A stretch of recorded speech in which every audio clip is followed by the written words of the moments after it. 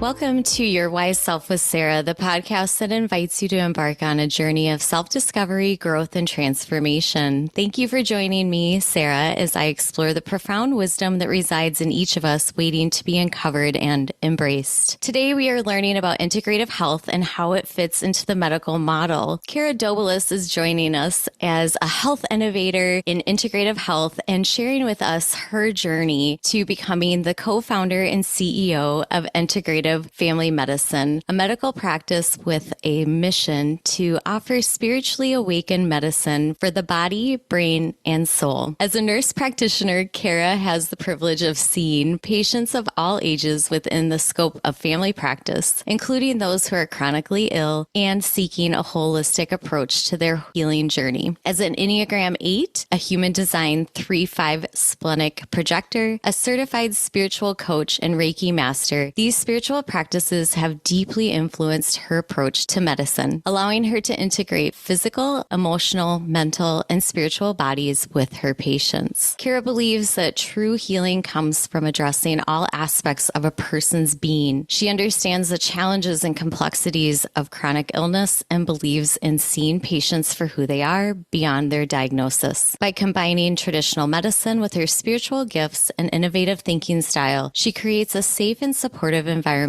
where patients are witnessed on their healing journey, empowering them to awaken to their own purpose and power. Welcome, Kara. Thank you for having me. I'm so excited to be here with you today. I'm so excited to have you here. It just means so much to me. I've known you, Kara, now just a couple of years, but you have been a huge influence to me in what you're doing in your innovative role and starting your clinic. But I'm really excited about talking today about the part of your bio that talks about human design and the Enneagram. So I'm really curious if you wouldn't mind just starting us off there and how that has really informed your journey in integrative health. Sure. It was something I had never heard of before. I had spent all this time in healthcare management and had gone to grad school and had never heard of human design. I had heard a little bit about the Enneagram. And the reason I incorporated it into my bio is this notion of coming back to self and finding our highest self is a process of shedding all of the deconditioning, all of the conditioning, all of the labels. But these are the labels I'm okay to associate with because those labels helped me find the pieces that I was designed for in this lifetime. And so they became really quick ways for me to discover some new things about myself, but also come to terms with some things about myself that people may have labeled me as in a negative, quote unquote sense. And they really aren't. It's a part of my design to know that you need certain things based on your human design, or that as an 8 in the Enneagram, every number in the Enneagram has a motivational self or a fear-based self.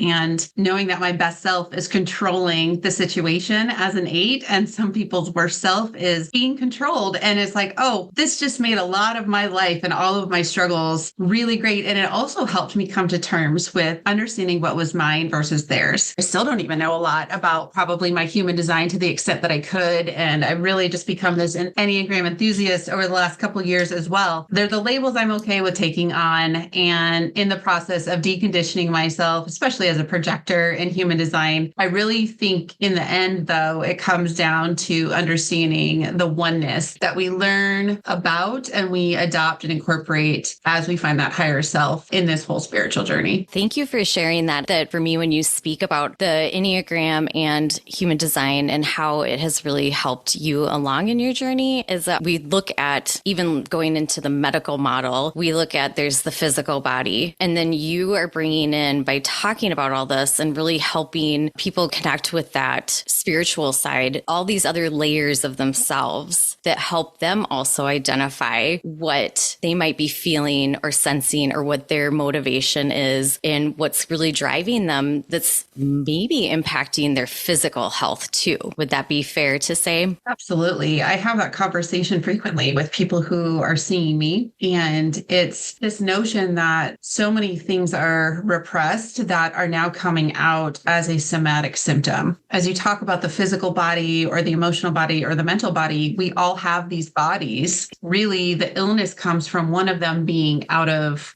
place, really. One is maybe an overdrive from the physical sense. Maybe we're dissociated, maybe emotionally we're repressed, we're overthinkers from the mental body. The thing is we need all of these bodies and we have to tap into them and all this, but we can't tap into that if you're dissociated. I've said from a long time since we started this practice, I'm really practicing autonomic medicine. It's not family practice. It is about this notion of fight or flight and the internal body regulation that we have, that our subconscious becomes primed to just react actually in that space. And so often we don't even know that it's a subconscious fear that's projecting out into the situation. And what we need to do is to integrate the physical, mental, and emotional body to meet in the spiritual body with other people. And then that is where the true connection, that universal love space really, really can shine. You're definitely speaking my language here. I know we've talked about human design in the past before, and it's so fun for me because I don't have very many people in my world that I can talk to about it. And so I've studied human design probably like 13 years ago, and I would agree with you. I probably don't know all the intricacies of my chart, but it certainly helped me realize my impact in the world. It helped me realize my impact on myself and just how to operate in a more loving, gentle, and compassionate way with myself and others. And then I just learned about my Enneagram type 2 years ago. I've always felt like my Enneagram type very much matched up with my human design type. But interestingly, you and I have different human design types, but we have the same Enneagram types. Can you maybe share a little bit more about the Enneagram or the human design chart and how that connects for you? Sure. The Enneagram is that emotional intelligence. So it is, how do we understand ourselves better in order to understand others and meet them? For all the things that you could say, is it genuinely listening, or who is a better out of the box thinker, or that free thinking, the flexible space like the 7? And we all have pieces of these numbers within us, which I have found really interesting. What I've liked about learning about the Enneagram was, one, I actually implemented it into our workplace culture. So we did an entire organizational overhaul and implementation. We know our types. And at first it was kind of a joke. It was like, oh, that's your 8ness, or that's the 6 coming out in you. And now what I've seen is it's way less of a joke, because we've all learned so much about ourselves that we're able to not only meet each other where we're at, we're able to meet patients easier, even when we don't know what their type is. And I think that's a big piece to my mission and vision, and especially this lifetime journey that I'm on, and what I'm supposed to do with my soul in this life is, I cannot provide the mission of my practice without my team being in alignment. And that alignment is not with me. The alignment is with all of themselves, first and foremost, and then us all coming together as a team in alignment under the mission, vision, and values of the organization. But I cannot provide that to our patients or the community unless I focus on that. So a big piece of me in running this practice and this team is this kind of deep work that I say I'm doing with our patients, but it starts from within first, not just myself, but each of our team members. They all do their own work on their own time, and we do work together as a team. And it's really brought us a very strong alignment, especially over the past 6 months. That's amazing. And it sounds like you just have a really strong team as a result of it, and then understand why and how we're motivated within the workplace, and then being able to work with each other in a more compassionate and understanding way. Absolutely. That's exactly what I see in it. We did the integrative Enneagram. All jokes aside, there's an Enneagram that's called the integrative Enneagram. And so you actually get 3 different numbers. You get your main number, which is your core type, like the 8, but then you get an acts like number, a feels like number, and a thinks like number. So I'm an 835. So I act like an 8. I'm an 8 at the core. I feel like a 3, which is a heart type.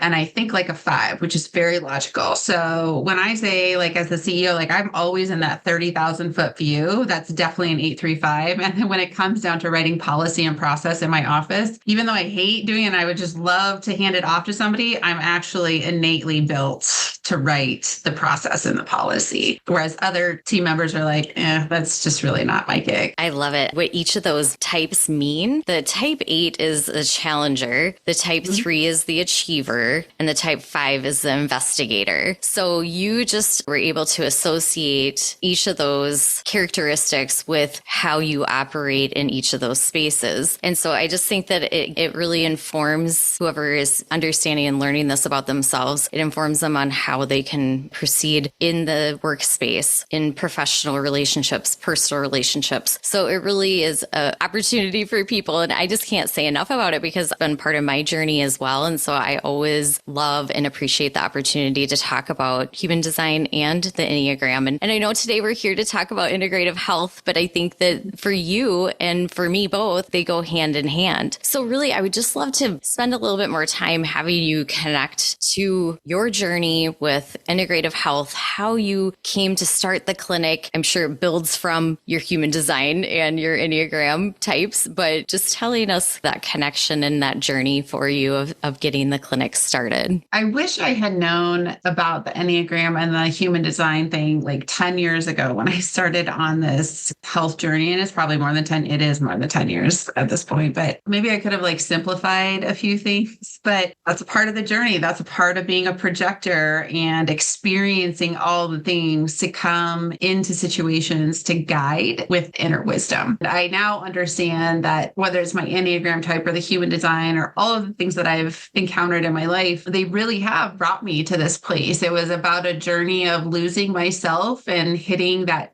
rock bottom space, and then the journey to finding yourself again. There's various levels to this awakening or to this spiritual journey that also incorporate into your overall health and wellness and that integrative aspect. And I say that I had found myself and that higher self before I had kids. And then I just got rocked to my core when I had my first child and didn't know who I was anymore. I didn't like it. There was a moment where in my professional life, I became morally and ethically conflicted. I could see finally, and I had done it like one last time. I was like, well, maybe you've done enough work that you'll figure it out this time and it'll all work out. But the signs just kept coming back that I was just so out of alignment by being in that place that I had to find something else. And so that's what sparked me to go on and own my own business. And of course, the 835 side of it helped, of the confidence level of being an 8 where I think I can do anything. Then you put that 3 in there of me of the achiever, who's incredibly competitive. So I wasn't going to fail. And then the investigator of me is like, I can really get into all of these pieces. And those pieces really helped me align back to myself and learn how to trust my inner self and my inner wisdom and find my higher self. And through that space of the last 4.5 years, George will be 5 in July. So it's been a 5-year reawakening journey from where I was. It's really brought me into higher alignment, and my spiritual gifts really started to evolve through this last leg of the spiritual journey, of my spiritual journey. And so here we are, and we just keep growing in our local community. And what we do keeps getting more and more refined, and kind of like a projector, and the wisdom that acquires over time, or like aging your fine red wine, it just continues to get better and better, because the deeper and deeper that I go, or the deeper and deeper that this team goes, the deeper we're able to take people, or the more we're able to see and witness on their journey, which is truly what makes the impact in their own health and wellness journey of the patients who are coming in to see us. Thank you for sharing some background about yourself and how you got to where you are today in this 5-year journey. And I think that it's important to talk a little bit more about what integrative health is and why do people seek integrative health services. Can you take us to that thought process? Sure. I think a lot of people are actually mistaken when they start seeking integrative medicine or integrative health things. Functional medicine is usually they're just upset about care that they've received elsewhere. And so they just go looking for something different, and we pop up pretty quickly. Lots of patients stay, but some don't. The integrative model it goes back to that multiple bodies that we have. We've got a physical, emotional, and mental body. You can hack it by going to therapy or doing your medications, or you can work out. Until we integrate the balance of all of those bodies, we cannot truly be at the core of who we are. And some people call this religion, others are spirituality, but to me, it all ends up coming together. I think it's really the conditioning of society about how we utilize those terms, and they've really become a warfare term. Through COVID in the last 4 years, medicine has really just started to kind of fall apart because people have lost trust in the medical system. I think that's the biggest piece, is people who come looking for us because they don't trust the medical system. It's usually because they don't trust themselves. So they're looking for someone when they come in here to witness and just affirm what they're going through. And so I think immediately our US healthcare system could just shift if we saw people for where they were at and who they are, rather than their label and their diagnosis, which has been a piece of our tagline since we opened, is we see you for who you are and not your diagnosis. The patient comes right into my office as a provider. Our nurses do not operate in the same capacity that you may see them in another healthcare system. We take your vital signs, your blood pressure, your weight, we'll draw your labs in here. I want to get the picture first and foremost from you. And I don't want you to have to repeat yourself, because there's also trauma in medicine where people have been gaslit, and there's, triggering environments of the loud noises and whatnot. So a whole piece of what we do here is about the environment even being conducive to you being in a balanced and non-reactive space to find yourself. And so whoever sits down is in a varying degree of that. And it's some notion of coming back to self, and that these symptoms that we're having, whether it's mental health or psychiatry-based symptoms, become a form of spiritual despair or the loss of the sense of self. And so that true health and that healing comes from self-actualization journey. It really paints a picture of what you're providing. So I'm curious, can you tell us a little bit more specifically what services you are providing? From a just blanket standpoint, if you go to our website, it's family practice and psychiatry. So we have myself and my co-founder who do family practice, everything from newborns to end of life. And then we have 2 psychiatry medical providers. And then we have a counselor, a mental health counselor. And then we have other integrative treatments. So we have some lasers that we invested in, because one of them is a light laser, which is where we all exist from. So I'm really trying to get at the root cause of where some of these issues originate from. We do IV therapy. We do injectable vitamins. We do a lot with lifestyle management, because you may come in wanting weight loss, or you may come in and you want to talk about your mental health, but it's really coming down to all of these stressors or the triggers in your life. And how are you going to manage that and do some of this overhaul for your life and the lifestyle changes that are needed to get you into a better health state. It's not easy. It's not fast. Sometimes when people are ready to go, they'll have some big momentum, but in the end, it really comes down to how am I going to change the things in my life that are keeping me from being in my highest and best self and acting and living out of an authentic space. So we offer the Alpha Stim for mental health, which helps you utilize your own neurotransmitters through a treatment session. We're utilizing psychedelics with ketamine for PTSD and MDD, major depressive disorder, anxiety-based disorders. There's a lot of change that's going on in the industry, even with the FDA and the DEA with psychedelics themselves. We see the whole family here. And so it's great, because when I've got a newborn in here and they're concerned about feeding and they don't want to switch to formula right away, I can have mom start feeding baby in there and provide lactation consults for them.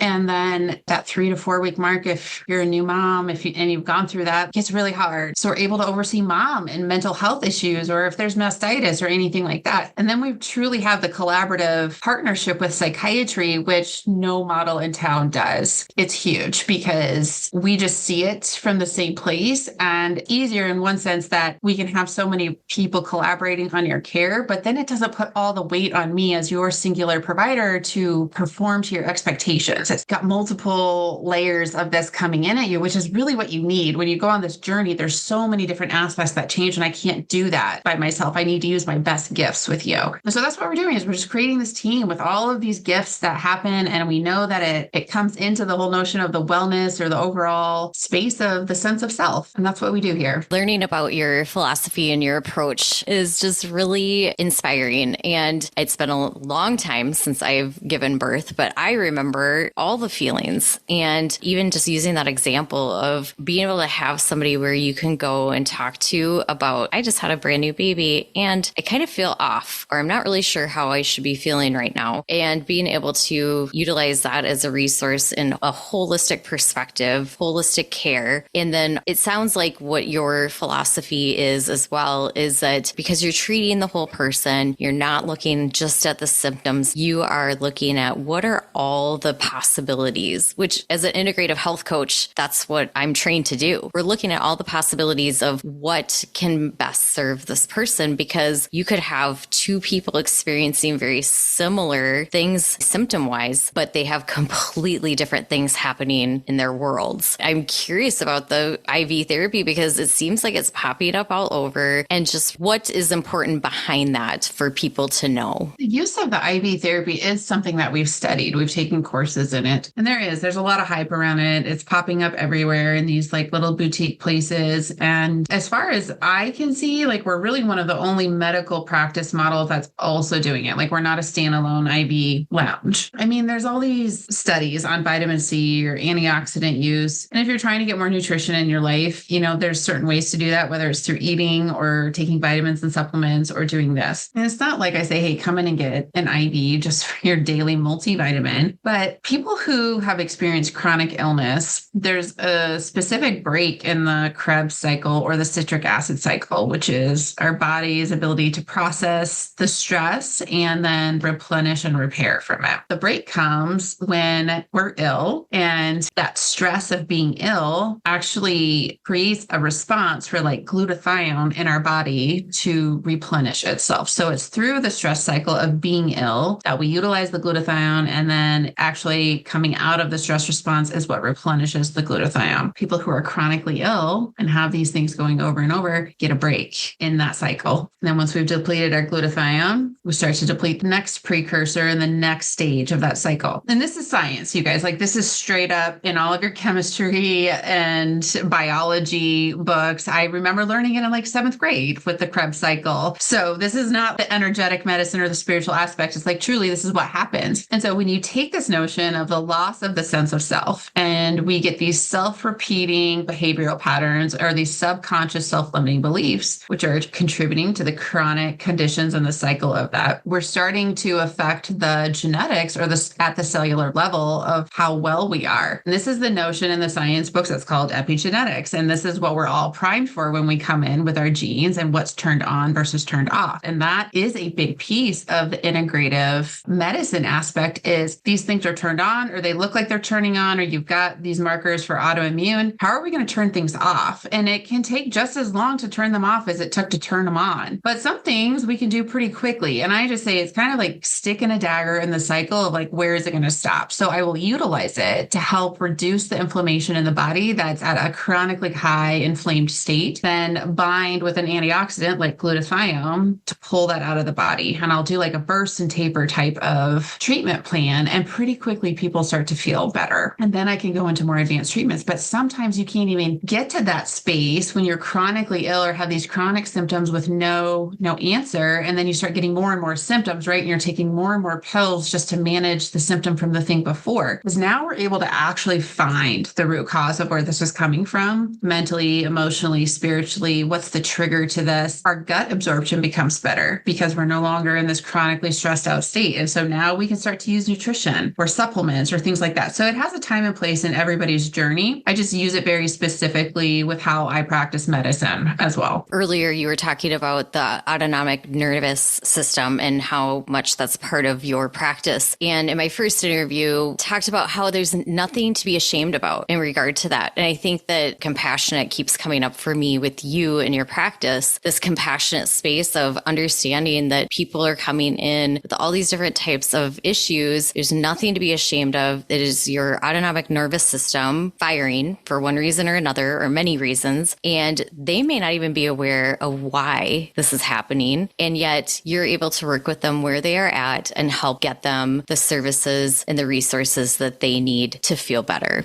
That's exactly what it is. The autonomic medicine part is so deep. I think everybody learns about it in your junior high science class was the autonomic nervous system. And I had done a lot of science courses with my degrees and at this point in my career. And I really didn't start to embrace it until the last 4 or 5 years of what this truly meant. And I was looking at it more so in terms of my own self-regulation. And again, that started with the notion of having a child innately, a newborn, a baby, and all the way up till even like they're 21, they need to co-regulate off of their parent, especially though in those like 0 to 7, 10 years of age. But what they're going to do is trigger you. Then it becomes a test of, are you going to deal with this? Or are you just going to be in a triggered space? And then you're going to end up teaching your child. That is a piece that sparked another layer of healing for me to truly get down to that autonomic regulation or that vagus nerve regulation. You have to retrain your nervous system. For anybody who's listening here, who's utilizing this podcast as a resource, and it will take a while to do it. And you will have to use multiple tools. My son, who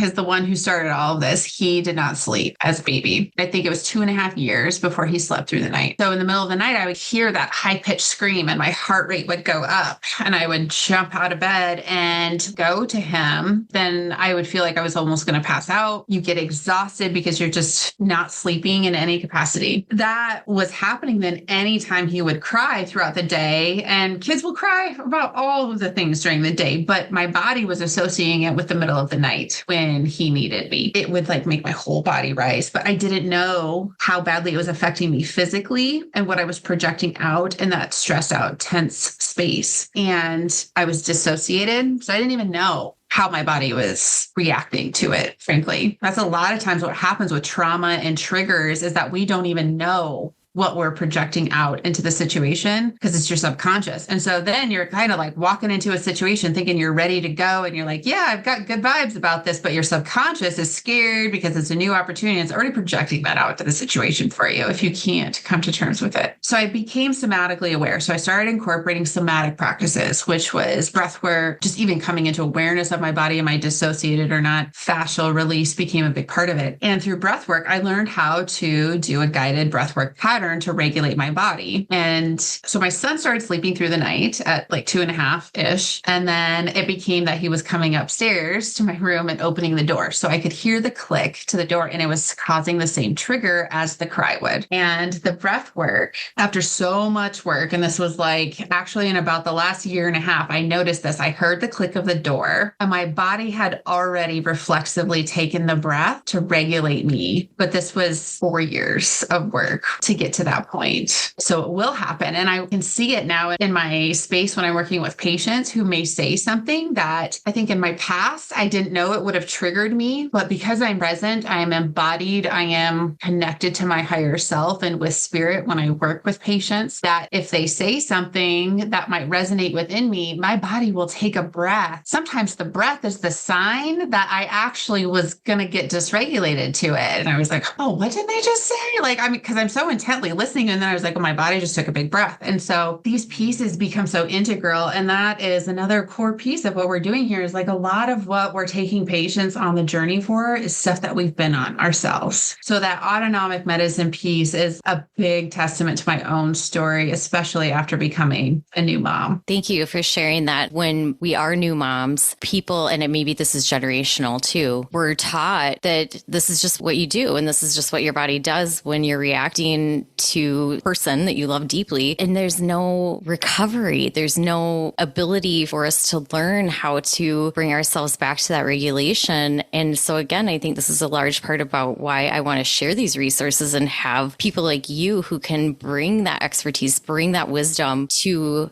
everyone and say there are resources to help you come out of this. There are resources that this is not going to be something that needs to continue to happen for the rest of your life. Every time you hear a baby cry or every time you hear a door click, and you're providing these services and helping people walk through that journey. And that's really amazing. Well, yeah. And it's really interesting because from a societal perspective, we don't share enough about motherhood, like as women and the challenges challenges of motherhood. And I'll tell you, we've had people not come back or transfer their care out of here as their parents of newborns. And inevitably, the conversation always starts like this. Babies maybe at that 2-month mark where there's a lot of crying. So this is their main method of communicating. And mom is asking me if them responding to the baby every time they cry is okay. And so that's where the door opens and I start to have this conversation. I start to ask questions and inquire and show curiosity. And it will push some of them away because they're not ready to face that within themselves. Because to me, if you're questioning whether or not you should respond to your baby, there's some things going on.